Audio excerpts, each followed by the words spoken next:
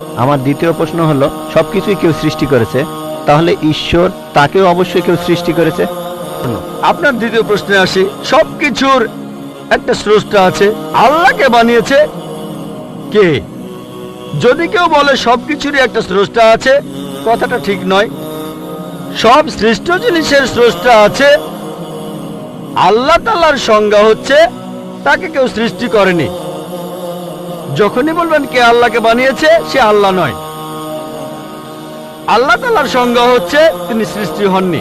ধরেন এক লোক আপনাকে বলল যে ভাই, আমার বন্ধু জন, সে হাসপাতালে ভর্তি হয়েছে, সে একটা বাচ্চার জন্ম দিয়েছে। বলতে পারবেন এই বাচ্চাটা ছেলে না মেয়ে? বলতে পারবেন? চেষ্টা করেন, দেখেন। পারবেন না কেন? ছেলে না মেয়ে?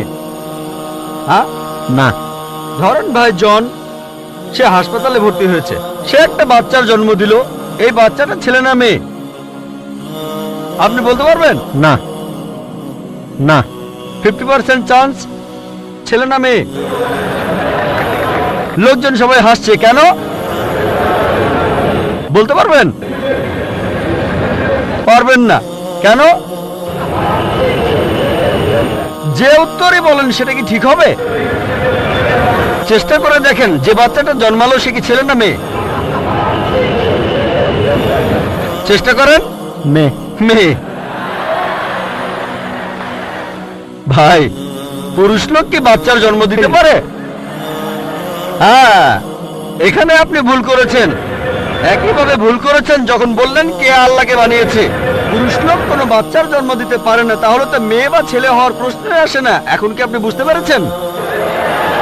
হ্যাঁ, বুঝতে পেরেছেন, এই তো ভালো। পুরুষ লোক কোনো বাচ্চার জন্ম দিতে পারে না, তাহলে তো ছেলে বা মেয়ে হওয়ার কোনো প্রশ্নই আসে না। যখন প্রশ্ন করলেন কে আল্লাহকে সৃষ্টি করেছে, আল্লাহর সংজ্ঞা হচ্ছে, ঈশ্বরের সংজ্ঞা হচ্ছে তিনি সৃষ্টি হননি। যখনই বলবেন কে আল্লাহকে বানিয়েছে, সে আল্লাহ নয়। ওয়ালাম ইয়াকুল লাহু কুফুয়ান আহাদ, তার সমতুল্য কেউ নেই। এবারে আপনার শেষ প্রশ্নটাতে আসি, আল্লাহ কে? আল্লাহ কে?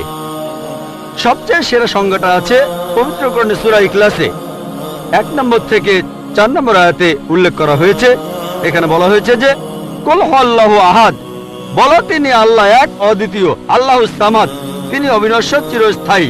লাম ইয়ালিদ ওয়া লাম ইউলাদ, তিনি জন্ম নেননি, কাউকে জন্ম দেননি। ওয়া লাম ইয়াকুল লাহু কুফুয়ান আহাদ, তার সমতুল্য কেউ নেই। এই হলো 4 লাইনের সংজ্ঞা। আপনি আল্লাহকে তুলনা করবেন কোনো কিছুর সাথে, হোক সেটা আর্নল্ড শোয়ার্জনেগার, হোক সেটা দারা সিং, হোক সেটা কিং কং, হোক সেটা 1000 গুণ বা লক্ষ গুণ। যখনই আল্লাহর সাথে পৃথিবীর কোনো কিছুর তুলনা করবেন, সে আল্লাহ নয়। ওয়া লাম ইয়াকুল লাহু কুফুয়ান আহাদ, তার সমতুল্য কেউ নাই। তাহলে এই হলো 4 লাইনের সংজ্ঞা আল্লাহ সুবহানাহু ওয়া তাআলার পবিত্র কোরআনে আছে। আপনি যে ঈশ্বরের পূজা করছেন, ভাই, সেই ঈশ্বরকে সূরা ইখলাস দিয়ে টেস্ট করুন। যদি তিনি পাশ করেন, তাহলে সত্যিকারের ঈশ্বর, তা না হলে নকল ঈশ্বর।